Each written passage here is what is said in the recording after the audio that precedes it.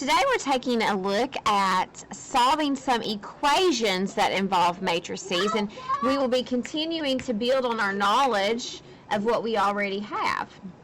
So we're picking up in the same set of notes we've been working on. I think that I had number 10 worked out for you on the last set of notes. I've erased it so I have some more room. But we're looking at this problem that says solve by hand. So you see, we'll call this matrix A. We have matrix A. We have matrix X. That's why it's capitalized. And we have matrix B. And so what we're looking at here is we want to solve matrix X. Now, up to this point, if these were just numbers, not matrices, just numbers, you would divide by A. But there is no division defined in matrix operations. You can't divide matrices. Can't do it.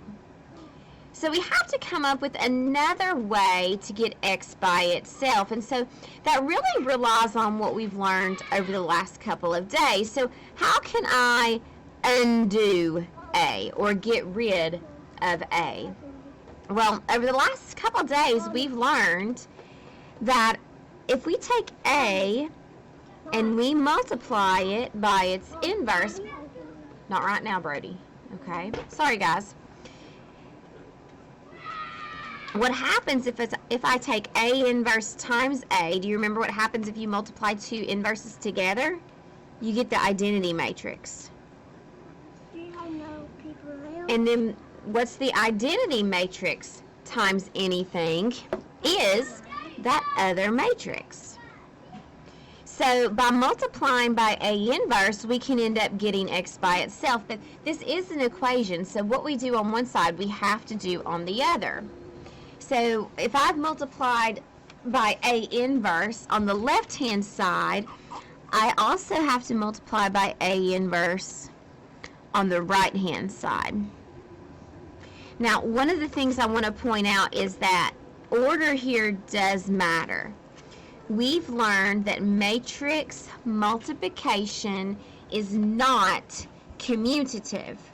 When we multiply two matrices together, G times H, it is not necessarily the same as H times G. So that's why, if you notice, I multiplied by A inverse on the left, and I have to multiply by A inverse on the left here as well. You must be consistent there.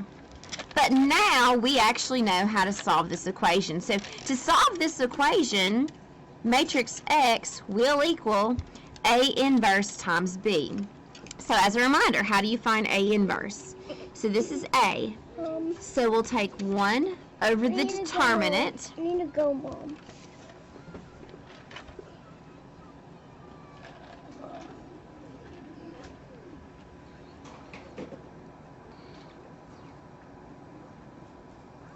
Which is found by doing 1 times negative 3 minus negative 1 times 2. And then I have my adjoint matrix, so I switch the one diagonal, take the opposite of the other, and then I'll multiply by negative 4 times 8. So I'll have 1 over, let's see here, negative 3 plus 2.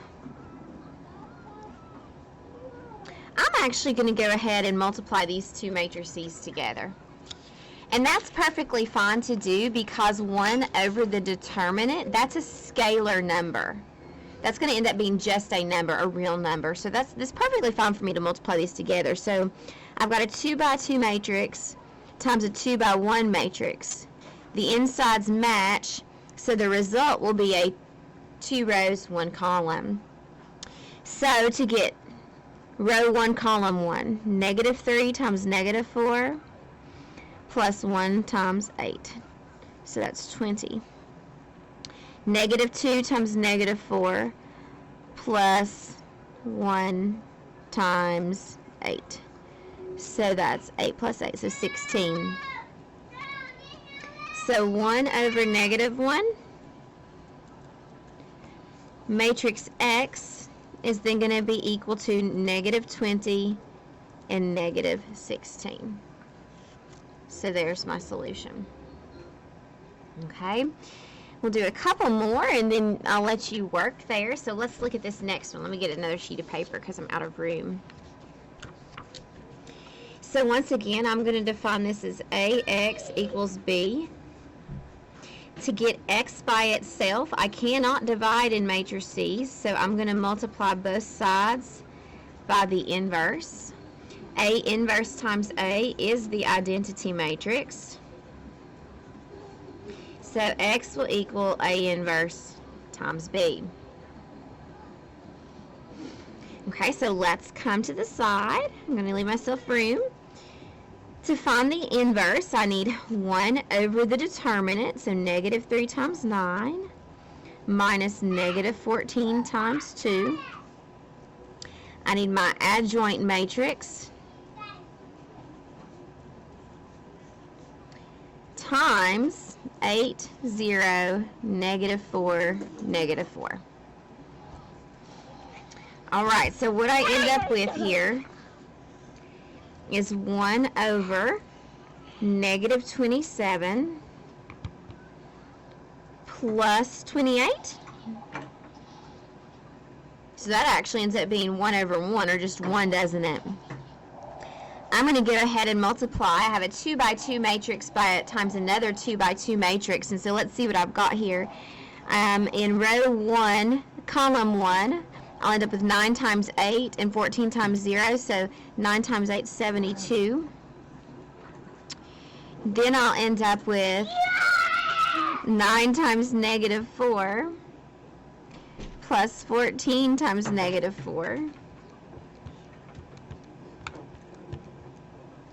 So negative 36 minus 56. So negative 92. Negative 16 and 0. 8 plus 12. And so again, since this is 1 over 1, my answer matrix will be 72, negative 92, negative 16, and 20. So there's matrix X. All right, we'll do one more together. And so what you probably haven't realized that you've been doing is you've been solving systems of equations. And now you have another way to solve this in your repertoire. You know how to solve this by substitution. You know how to solve this by elimination. You actually know how to solve this graphically by graphing and finding the intersection point. You now will be able to solve this using a matrix. So to create this matrix, I need the coefficient matrix. And so that's simply taking my coefficients I walked a toy door and I fixed it with this. For each of your equations, my variable matrix, and then my constant matrix. And then you can see it looks exactly like what we've been doing. I mean, we really have AX equals B. So again, part of showing my work here is to show how I get matrix X by itself. So I am going to take the time to write this out. Matrix X will equal A inverse times B. So to find A inverse, I'll need 1 over the determinant times my adjoint matrix times 5 and negative 10. So X will equal 1 over 3 minus 8. I am going to go ahead once again and multiply these together. I have a 2 by 2 matrix and a 2 by 1 matrix, so my result will be a 2 by 1 matrix. So I've got negative 5, let me erase, I don't know, right there and get in my way. Negative 5 plus 40, so 35, and negative 10 and 30. 1 over negative 5 times 35, 20. So I'm going to get my answer is going to be negative 7, negative 4. Now remember what I'm actually solving for. ultimately, I use this matrix to find the values of x and y. So, x is -7, y is -4, and I'm going to write that as an ordered pair. There we go. If you turn the page, I've actually already worked these next two for you, so this would be a good place for you to work ahead, see if you can get the solutions here. You've got the work, you can stop the video and take a look at it, and that will finish out our video today.